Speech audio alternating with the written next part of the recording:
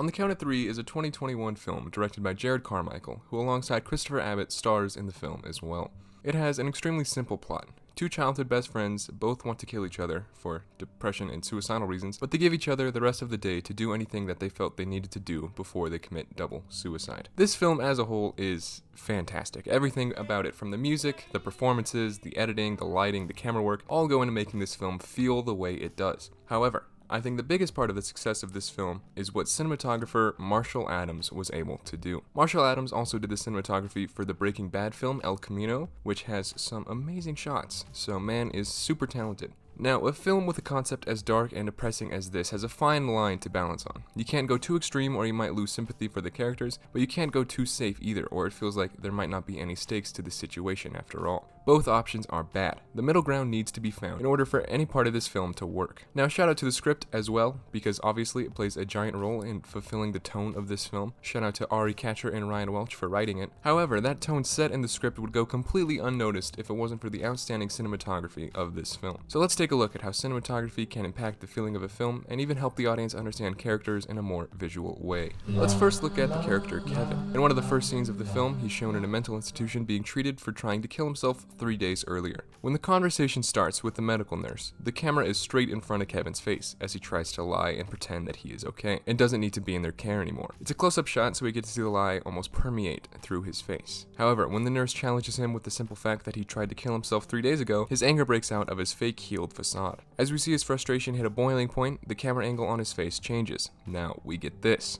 So a classic rule in filmmaking is if a character is supposed to feel weak or fragile or small, you film them at a high angle, so it seems like the audience is looking down at them, and vice versa. And when a character is supposed to feel imposing or full of power, you shoot them at a low angle, so they seem more domineering and in control of the situation, which as you can see here is the action taken. Now you may be thinking, wait, isn't that backwards? This guy is pleading for them to let him go. He has no power in the scene. We should be looking down on him, not up. But that's not what the character feels.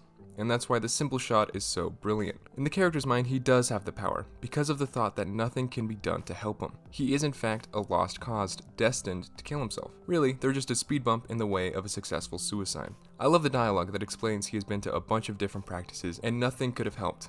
And if any of you knew how to help me by now, you would have fucking done it. As not only is this foreshadowing for the doctor later on in the film, which is most likely the root of his depression, but it's also showing how well he understands his situation, which gives him the power of this scene. He understands why he's there. He knows what the situation is. He knows what the lady is going to say. He tries his best to avoid confrontation so he can get out of there faster, but it just bubbles up inside of him until he is forced to show his knowledge. It's kind of a false sense of pride, a false sense of power. He has the ultimate trump card, suicide, and no matter how hard this lady tries, she can't take that away from him.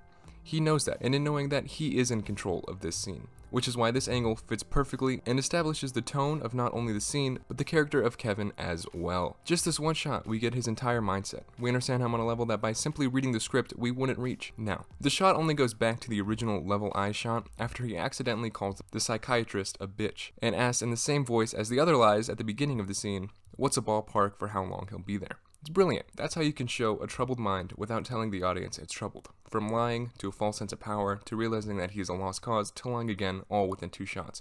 Shouts out to Christopher Abbott, by the way, he kills it in this role. Let's move to another shot that I love so much. The next scene is where we meet Val, played by Jared Carmichael, as he gets promotion to floor manager of a mulching company. He takes the news pretty good, as he goes to the bathroom and tries to hang himself immediately. However, what should be noted again is the angles of the camera.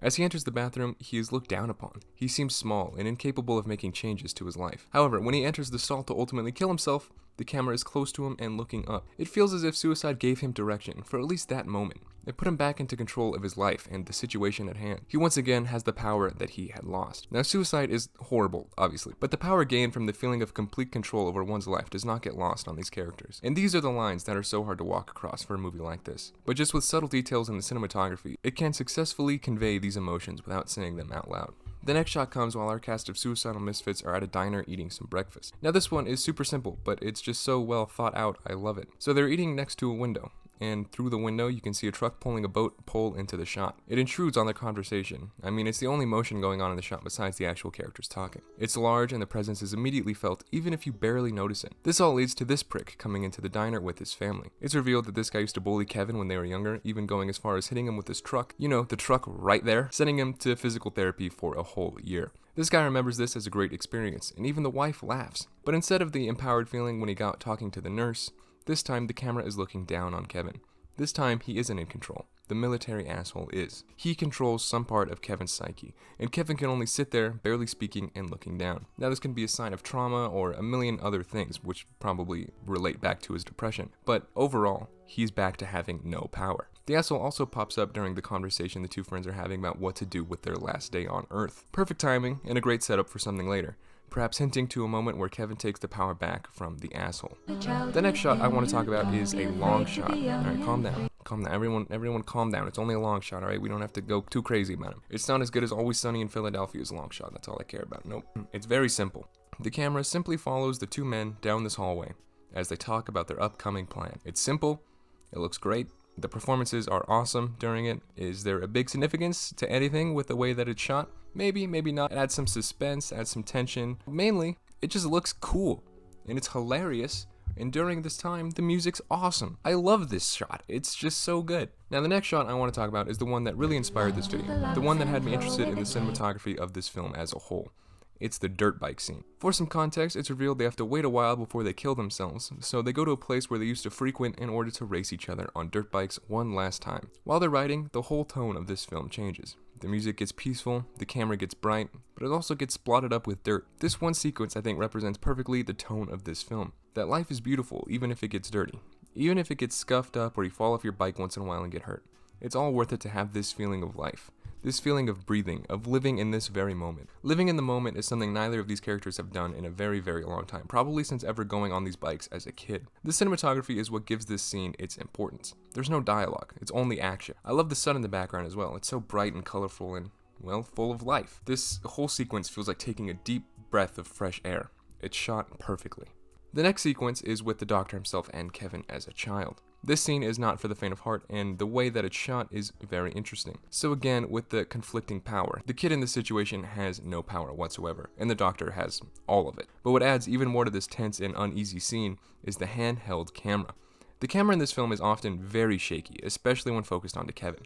It's not like more just not staying still, which clearly represents his uneasy and always changing mindset. But it is all given a purpose with this one scene. Now we see why his world is always shaky, why he is the way that he is, why the camera shakes throughout the course of this film. It's all building off the uneasiness of this scene. The camera is never completely still in this sequence. This scene is the catalyst for the whole film, stylistically as well as story-wise, and it all starts with the cinematography. Then we get a scene of them driving. Unlike the dirt bike scene, it's dark, the music is uneasy and ethereal, the characters aren't talking. The world still looks beautiful on the outside, but on the inside of the Jeep, it's tense and dark. It's a perfect setting for things to come. Then comes the car chase. It looks gorgeous. I love the lights of the cop cars, the snow in the air, the wetness of the ground. It's shot very, very well. Spoilers from here on out, just so you know. If you want to go watch it now. Don't listen to this last part. One of the last shots is Kevin killing himself. And as he does so, the light from the helicopter shines down, and as his body drops, the light ends up taking up most of the screen. Specifically, right where Kevin was standing, which shows him finally reaching his happy place. Death.